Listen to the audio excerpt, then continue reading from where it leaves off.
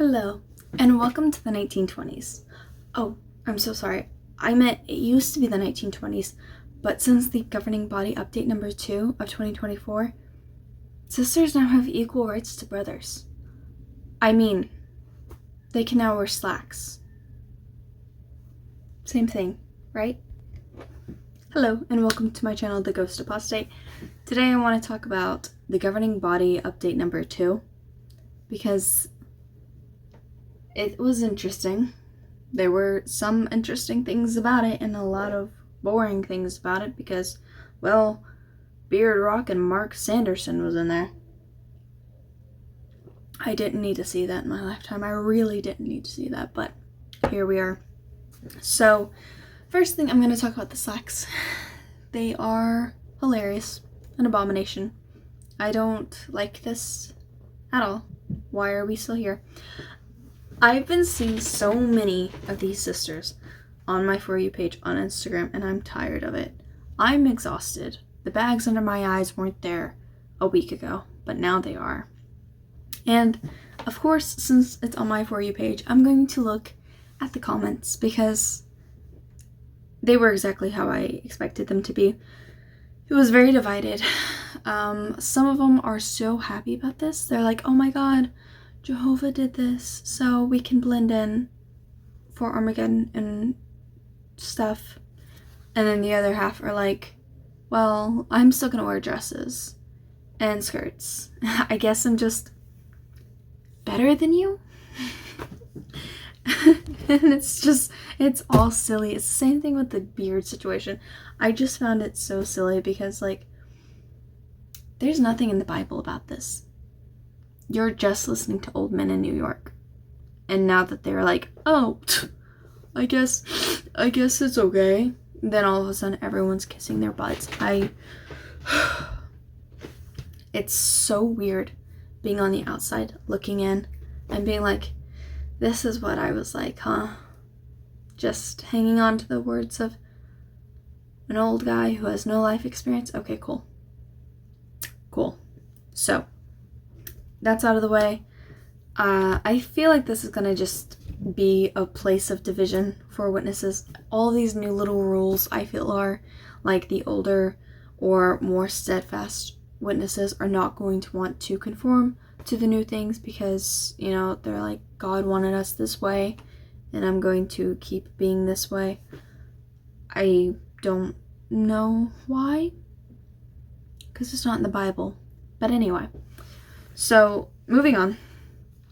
The first thing that he opens with was one of the points that they had from the annual meeting, which is so funny because they believe now that the people that perished in Noah's Ark, not in Noah's Ark, in the flood during Noah's time, and people from Sodom and Gomorrah, you know, both of these situations where God looked at them and was like, you're all bad, you all stink, and I'm just gonna squish you. And with this one, Abraham was like, hey, what if there's a good person in there? And God was like, okay, even if there's one person, I'll find them. And then with Noah's flood, he was like, hey, you and your family can be saved if you build this boat. In both of these situations, he saved the people he wanted to. But from the annual meeting, the governing body members have decided, well, maybe God didn't mean that. Maybe he wants them to come back. Make it make sense. He was like, all of these people are like bad and wicked, but the governing body members are like, the only really wicked people are the people nowadays that say that they don't trust the governing body. Those are the ones that God just won't resurrect.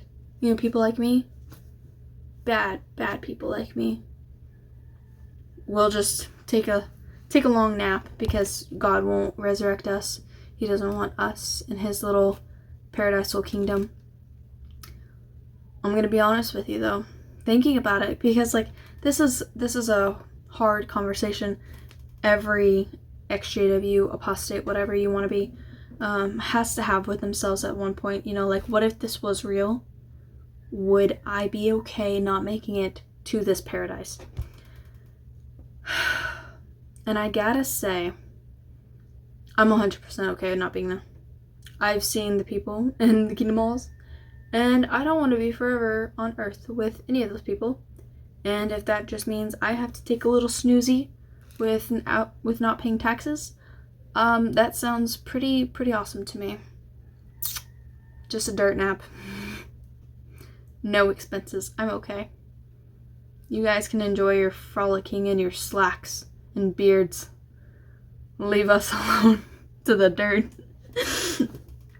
But they are really playing the role of God now. And they aren't even really covering it up. They just change anything that they want to, and they're like, well, there's no actual Bible, scripture on this. So we can just reverse this. And all of their members are like, oh, okay. It's like, you can stop and think about this for a minute. They're not holding you hostage. You can leave. No, I think that this is because of, they're changing a lot of the rules because of I almost said slack. Man, why is that word just embedded into my brain? No, they're getting a lot of flack and heat from governments and media outlets now, and a lot of, normal people and apostates being like, hey, that's actually pretty messed up that you're doing this. So they are changing a few of their rules. None of the ones that I want to see changed, but they are changing little by little. I don't think that they're going to make the changes I want them to make anytime soon, because that would require a heart and to think about other people, and I don't think that the governing body really does that, to be honest. So they also are making adjustments with the disfellowshipping. They meet with you a couple times before they disfellowship you to make sure that you cried enough or repented enough.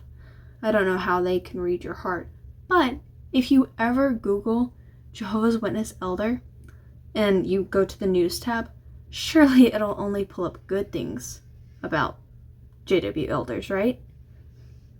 Right? It's not like a lot of them are being charged with serious crimes, right? Surely they can take the place of God, right? So they changed that. And they also changed how they, talk to minors. Now it's just 2 elders with their parents, which I hate saying this, it's a good thing to change that. But at the same time, personally, I don't think minors should be able to get baptized in the Jehovah's Witness organization because of the amount of responsibility and the consequences are so dire that I think it's really gross to allow minors to get baptized. It's like minors can't consent. They can't sign a legally binding document. So why are they allowed to sign a religious contract? I don't know, and I don't like it. Like a lot of other religions, you get baptized, but when you leave, you don't have a lot of consequences. People might be a little sad, but they're not going to shun you for the rest of your life. So I think the witnesses are kind of unique in that regard. So I don't think that they should be allowed to get baptized. And I think that might also help them with their legal problems, because a lot of the backlash they're getting is because they're violating others' human rights. Who would have guessed that? And the other thing that they changed with the disfellowshipping thing is, why is there a button there? Is you can now say a simple greeting to a disfellowshipped person. In the video that they showed, to give an example, I guess, of how to say a simple greeting to a disfellowshipped person, was so culty, and it was so bizarre to watch. It was one of those things that I've done that before, I've not talked to someone because they were disfellowshipped, but looking at that, I was like, how culty did I look? Because it's pretty severe, It's not a good video. It's pretty horrific. The way that the brother, he says, "I'm so glad you're here." I'm barely even exaggerating. Like, that's the way he said it.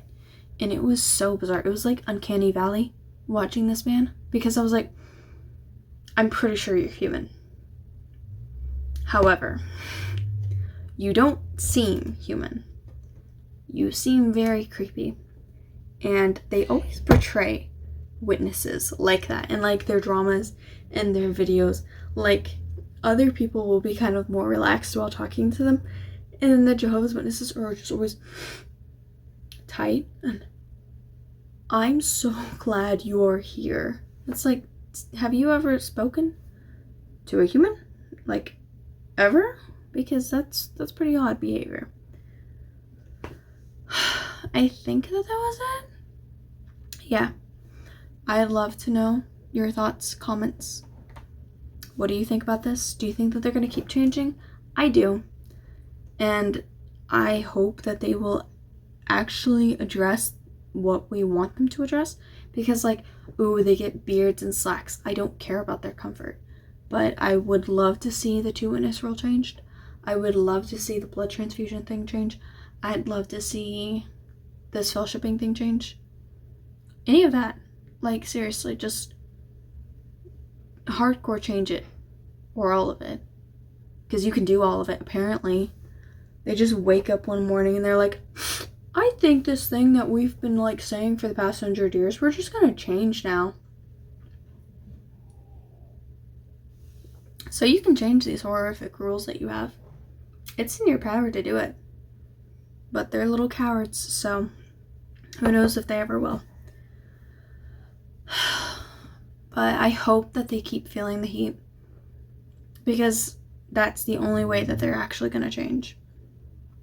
So thank you guys so much for watching. I hope you enjoyed it. Keep sinning. Feel the earth. Bye-bye.